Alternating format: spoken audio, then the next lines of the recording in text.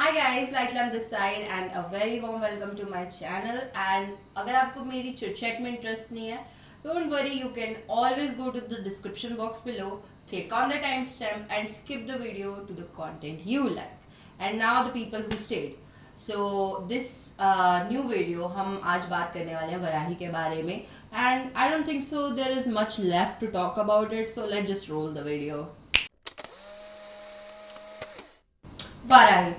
जब भी हम वाराही देवी का नाम लेते हैं तो हमारे दिमाग में एकदम से इमेज आ जाती है उस बोर फेस्ड देवी की, जो कि तंत्र से जिन्हें बहुत ज़्यादा रिलेटेड बताया जाता है. तो आज हम उन्हीं के बारे में बात करेंगे कि क्या उनकी एनर्जीज रहती हैं, कैसे वो काम करती हैं, वो किस किस प्रकार से किन किन चीज़ों से जुड़ी हुई हैं. तो इसके बारे में डेप्थ में बात करते हैं. सबसे पहले बात कर लेते हैं कि वाराही कैसी गॉडेस है. She is a very active and super active goddess.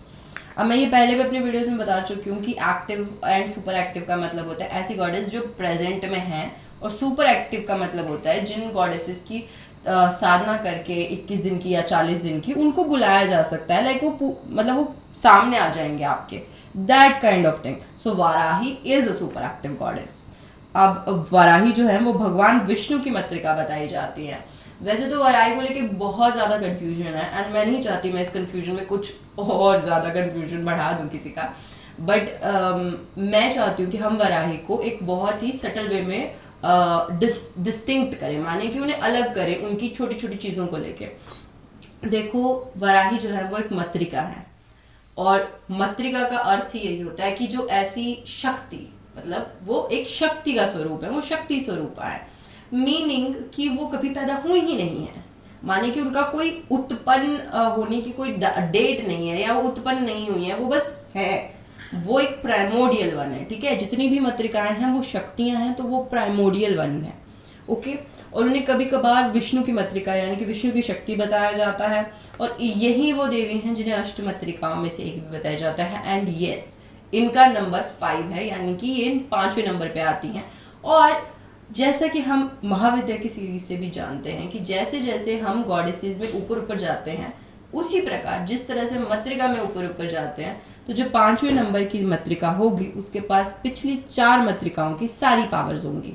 ठीक है, तो इनके 5 अलग अलग रूप हैं, जस्ट बिकॉज कि ये 5वें नंबर पे आती हैं मातृका के रूप में.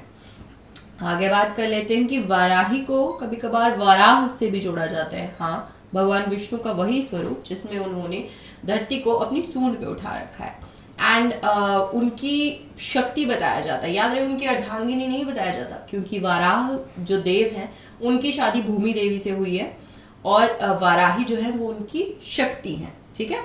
एंड अगर हम बात करें वामा मार्ग की, तो ये वामा मार्ग पर ही रहती हैं. इनकी कोई भी जो साधना होती है या फिर इवन जो इनके मंदिर है वहाँ भी रात को ही पूजा होती है. Okay, most of them. And इन्हें तांत्रिक साधना के लिए भी बहुत माना जाता है. प्लस हमारे ही धर्म में नहीं, हिंदू धर्म में ही नहीं, इन्हें बुद्धिस्ट धर्म में भी बहुत ऊपर रखा गया है, और ये वहाँ पे भी एक वॉरियर क्लास देवी हैं, और इन्हें वज्र वराही या फिर मारीची नाम से भी जाना जाता है. एंड यस, वहाँ भी ये एक उग्र ही देवी हैं. ठीक है, let's talk more about it. तो वाराही जो है वो नॉर्थ डायरेक्शन के ऊपर रूल करती हैं.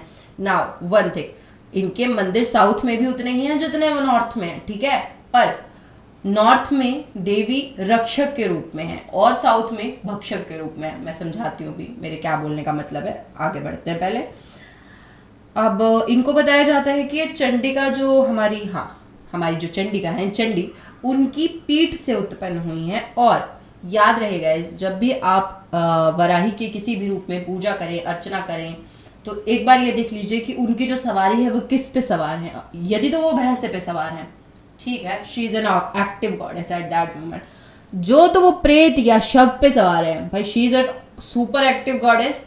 यही वो देवी है जिनकी साधना करने से वो चुपचाप आ जाएंगी. बट याद रहे, वराही बिल्कुल उस प्रकार की है जिस प्रकार की देवी काली हैं, यानी कि एकदम से उग्र. तो अगर आपने बुलाया और आप इनको संभाल नहीं पाए तो मेरी कोई गलती नहीं है उसमें. ठीक है.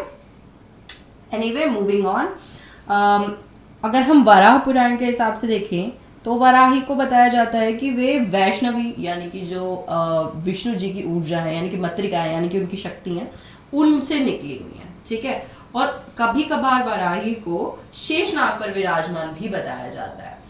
नाउ जब उन्हें शेषनाग पर विराजमान बताया जाता है, उस प्रकार की मूर्ति या उस प्रकार की आइकॉनोग्राफी में मतलब उस प्रकार की आइकॉनोग्राफी में ऊर्जा इस प्रकार की है कि जो देवी हैं वाराही, उन्हें शेषनाग के ऊपर बिठाया इसलिए दिखाया जाता है क्योंकि वो उनको बताया जा रहा है कि वो सृष्टि स्वयं है और जो बचा हुआ शेष है वो शेषनाग के रूप में है।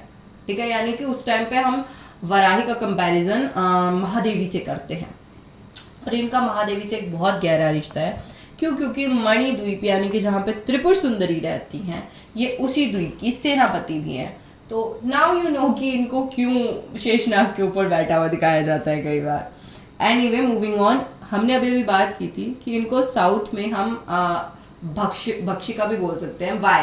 क्योंकि इन्हें साउथ में यम की मातृका यानी कि यमराज जो है हमारे, उनकी शक्ति बताया जाता है। यानी कि रेदर देन वो विष्णु की मातृका नहीं, उनको यहाँ पे यमराज की मातृका बताया जाता है।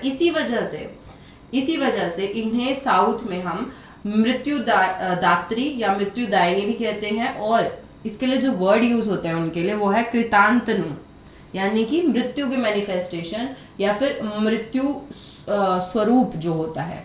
ठीक है, और दंडदायिका और दंडदायिनी भी इन्हें कहा जाता है। याद रहे कि कृतांतनु जो वर्ड है उसका मतलब ही है मृत्यु की manifestation. Okay, and one more thing guys, ये बहुत रॉ पावर है। तो इफ इस वीडियो को देखने के बाद किसी का मन करे कि मुझे वाराही की साधना करनी है, तपस्या करनी है, व्हाटसोएवर आपके दिमाग में है, तो ऐसे पहले बात समझ लो, मैंने अभी warning they the, she is a very very active goddess. वो सच में आ जाएंगी और अगर तुम उन्हें संभाल नहीं पाए तो वो तुम्हें हार्म कर सकती हैं। मैं मानती हूँ ये देवी हैं, ये माँ हैं, पर याद रहे ये मातृका हैं। ठीक है, ये बहुत उग्र ऊर्जा है। इनको बुलाने का, इनको इन्वोक करने का आपके पास एक पर्पज होना चाहिए। अगर आपके पास पर्पज नहीं है तो प्लीज ये काम मत कीजिएगा। आपको पता होना चाहिए कि आपको इनसे क्या चाहिए, मतलब आपको इनकी शक्ति का किस तरह से इस्तेमाल करना है। अगर तो आपको स्नेह और ममता चाहिए तो यार इतनी सारी गॉडेसेस हैं ना हमारे पास दूसरी जो कि प्यारे स्वरूप में है, आप उनसे स्नेह और ममता की उम्मीद करिए, वराही जैसी देवियों से नहीं। ठीक है, let's move on. One more thing guys, इन्हें लंबोदरी भी कहा जाता है। क्यों? क्योंकि मोस्ट ऑफ हर पिक्चर्स और most of her iconographic are like कि जहाँ पे उनका पेट है। ठीक है, और याद रहे मैंने पहले भी कहा जिस देवी का भी पेट होगा वो आपको मोक्ष दिलवा सकती है। यानी कि yes, Varahi is one of the goddesses जो कि आपको मोक्ष दिलवा सकती है।